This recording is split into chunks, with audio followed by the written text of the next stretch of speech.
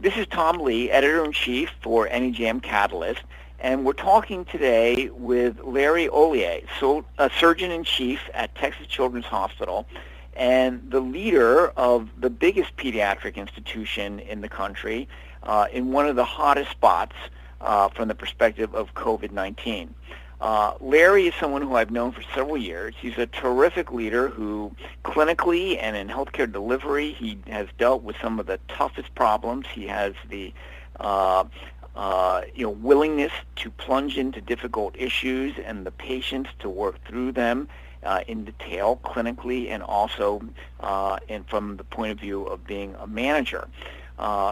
He agreed to talk with us today about the experience of his institution with the challenges created by COVID-19 over the last several months.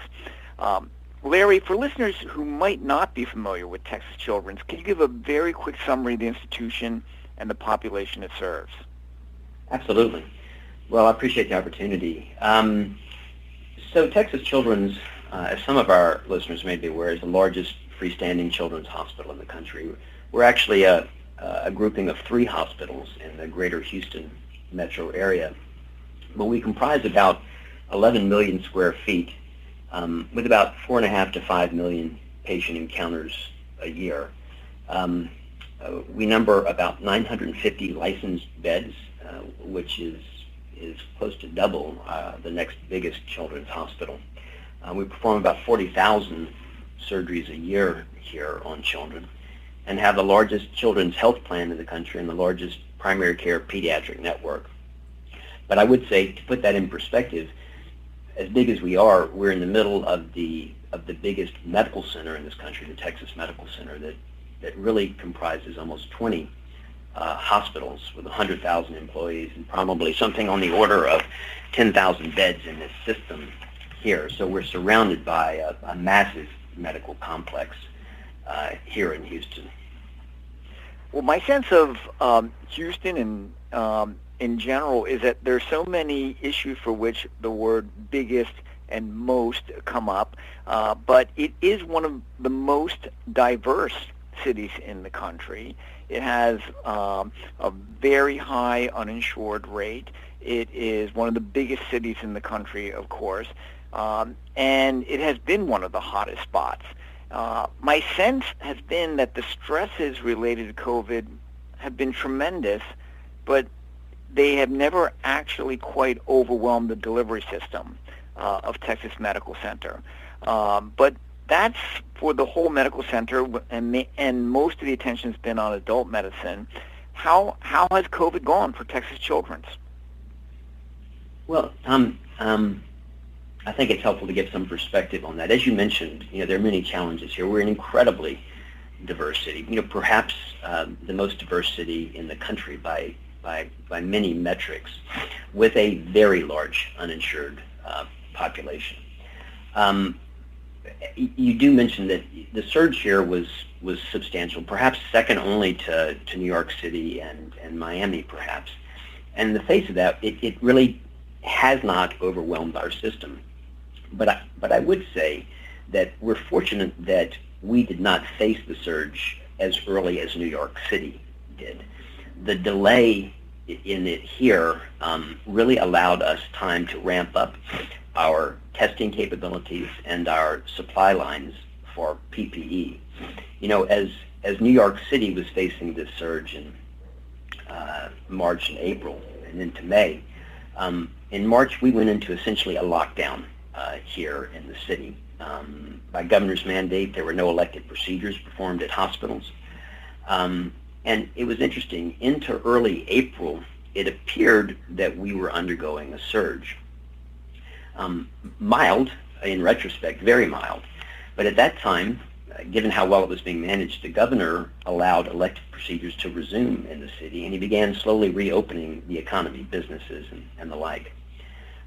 Unfortunately, after that slow reopening into May and June, cases and hospitalizations began to rapidly increase, peaking in early July. And to give you some perspective on this, the numbers just shot through the roof. And it was fascinating to see what the response was. The adult hospitals into June and early July were filling up. 170,000 positive cases thus far, and on the order of 23,000 patients that have been hospitalized here just in the Texas Medical Center, with about 2,000 deaths. But through this period of time, despite the overwhelming numbers, elective cases were still being done in hospitals throughout the medical center. ICU bed capacity had been expanded early in the phase of this in the TMC, giving us probably around that time, at the peak of the surge in July, about 2,200 beds. And although we were very close throughout the medical center, particularly in the adult system, to filling up our bed capacity, only about 1/3 of those cases were COVID positive. And I think it's very important to reflect upon that. Despite the huge number of cases and the ICUs filling up, 2/3 were non-COVID. It was very important for these hospitals to continue their elective procedures, frankly, just for their fiscal health. But what they were able to do as different hospitals filled up is to selectively dial back their elective care to create more COVID capacity. And it was fascinating to see the nuance in managing this while still trying to carry on daily activities here.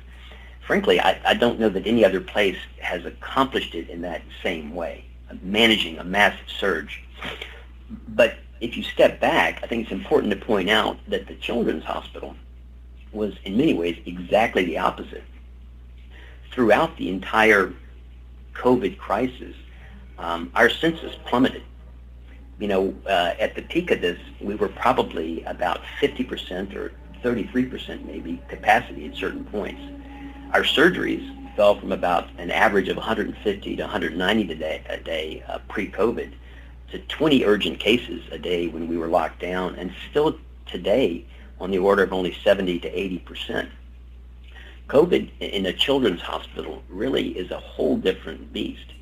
Even at the peak of the surge, we rarely had more than 30 COVID positive patients in our system, and most of those kids had COVID as an incidental diagnosis. They were here for something else, but they were found to be COVID positive on testing. Our biggest issue is families stay away. It's getting better, but very, very slowly. Many families are still scared that they will contract COVID, or their kids will when they visit the hospital here. Many are still very put off by the restricted visitor policy. We don't allow both families to be with the child at the same time. They can change off, but many families don't want to undergo large elective procedures unless both mom and dad or both caregivers can be at the bedside the whole time. And we still have a problem with positive tests on patients that exclude them from elective care. Since this began, we've canceled over 1,400 surgical cases because of testing. So this continues to have a very negative financial effect on us here at the hospital. Very negative. Now, I think this is so interesting. That the institutions at Texas Medical Center were able to cooperate. I think if you go back a few years, the main form of cooperation was the parking lot and the orchestra that people participated in. People used to joke about, but I do know that the organizations worked together amazingly well in this crisis. Did Texas Children's actually offer to use or use any of its capacity for non-pediatric patients as the volume rose on the adult medicine side? Well, the simple answer is yes. And to your point about cooperation in the Texas Medical Center, that has historically not been a thing here. The TMC really does coordinate the parking, as you point out, and really the only other thing that the hospitals cooperate on is laundry. There's a laundry cooperative. Other than that, by and large, these are independently functioning institutions that don't do much together. As COVID came on, I think there was a great deal of concern that that individual hospitals would be affected disproportionately. And there was a great deal of concern about how to get the word out to the public in a thoughtful fashion. That is, we needed people to wear masks, we needed people to socially distance, but we didn't want to scare them away from the hospital. And it was not an easy thing to do. I think we overshot one way or the other at various points. But the CEOs had a regular call daily during the peak of this to talk through challenges. As places started to fill up, and as there was concern that we would become overwhelmed, the CEO of Texas Children's did have us prepare to begin bringing adult patients on board, COVID positive and COVID negative, to create capacity. As it turned out, we did accept quite a few adult patients, but a relatively small number on an average daily census, probably no more than 10 to 20 in-house at one time. But most of those we took from outlying smaller hospitals that were easily and rapidly overwhelmed. With the exception of the county hospital here, which did become overwhelmed, there are two in the county hospital system. With the exception of those, we didn't take transfers from any of the other TMC institutions. They were able to manage their census, again, by very carefully dialing down elective volume when necessary. Well, that kind of flexibility, though, must have given some real confidence to the leaders of Texas Medical Center that they could handle fluxes. Now, within the pediatric world, as I'm sure you know well, there are these very rare inflammatory complications of COVID, which I think would probably be daunting for pediatric providers who are, far away from the kind of expertise that you have at Texas Children's. Did systems develop that would get those patients to clinicians who were confident taking care of them, as you have at your institution? Yeah, so you make a very good point. The MIS-C syndrome in these children, post-COVID, after they were initially exposed, the multisystem inflammatory syndrome, we saw a good number of those children, and there were quite a few that were quite ill. The interesting thing about this is we're already in a region where most of those critically ill children come to us. In any case, there are very few of those that end up at other institutions here. But there wasn't, I guess, to get back to the point, we never felt, nor did any other institutions, I think, feel that there was a real surge in sick kids secondary to COVID. Again, we did have some kids here who were sick from COVID, including several who required ECMO to sustain them. But the pediatric environment has not been severely affected in terms of COVID positive illnesses the same way that the adult environment has. It's something that was easy for us to manage on some level. And I think one of the lessons we've learned, whether it's this ongoing pandemic or it's another virus that comes through, I think that we need to be careful about allowing elective and semi-elective pediatric care to continue largely in an uninterrupted fashion. What we're still seeing right now as a result of COVID is delayed presentation of many, many different pediatric conditions, like cancer. The number of children that we are seeing with cancer has dropped substantially. And it's not because their cancers have gone away. It's because parents are not investigating some of these subtle findings that they notice in their children. They're still scared to come in. And so the children that we're getting have more advanced stage cancer. Well, that brings up something I wanted to ask you about, the permanent lessons learned about the redesign of care to give access to patients with or without COVID. In the adult medicine side of things, that's what we're struggling to figure out. Like, we did a lot more telemedicine on the adult side, and we're figuring out, how much to preserve, how to integrate telemedicine. My guess is that there was real redesign of care to meet patients' needs, even if it was not completely successful in engaging patients. How is Texas Medical Center changing the way it thinks about care delivery? Well, you mentioned the obvious, and that's telemedicine. I think many of us physicians always felt telemedicine had a much bigger role to play, and clearly it was critical during the height of the pandemic. Many families felt that was the only safe way to access care. That was, of course, facilitated by the payors also agreeing to pay. I think you can already see the payors dialing back their willingness to pay at certain rates for these type of virtual visits, and I think that will determine how lasting a component telemedicine is. I think we clearly are going to have this as a key part of our armamentarium to see patients in the future, but we've already seen it drop off, more so, frankly, here than we would have expected. I think the real question is, what is telemedicine best for?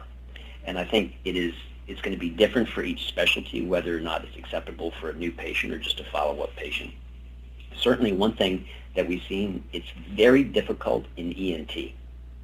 It's very difficult in ENT. You can't see in the nose or the ears easily.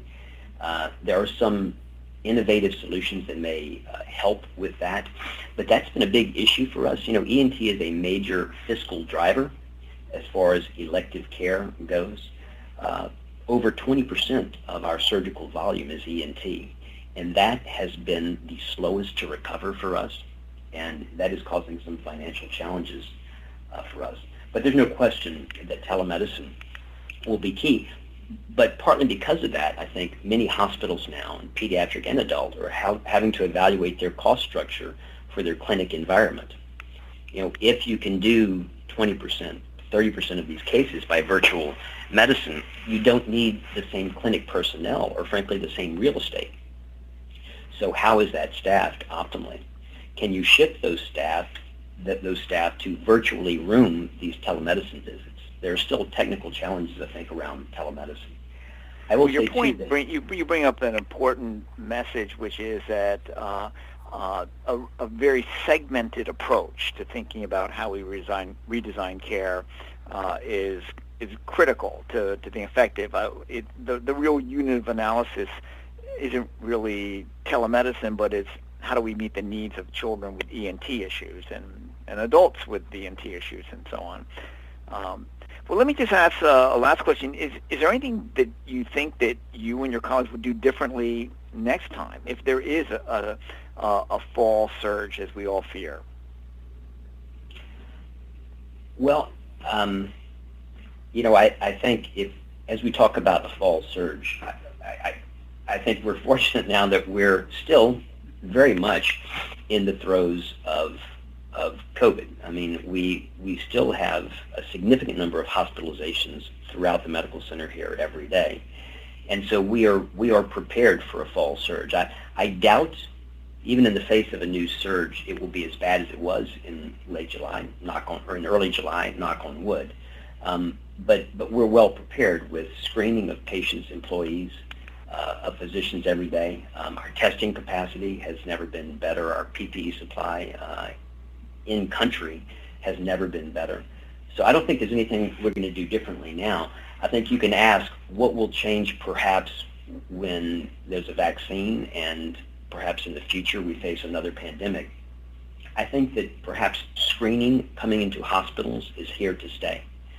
I can see that would be something that would be a lasting effect of COVID, ensuring that patients and families that come into the hospitals are not ill. And I'm curious to see what our new masking policy is moving forward. It's clear that masks work, and you can argue that if they work for COVID, they work for flu as well. and it may be that some modification of our current universal masking policy is something that's wise to continue in some fashion. Well, thanks so much, Larry. I mean, I think that, if I were to look for 3 takeaways on how that shaped how things went, I would say you had the advantage of not being the first to have an overwhelming surge, so you had a little more time to learn and think and stock up and get ready.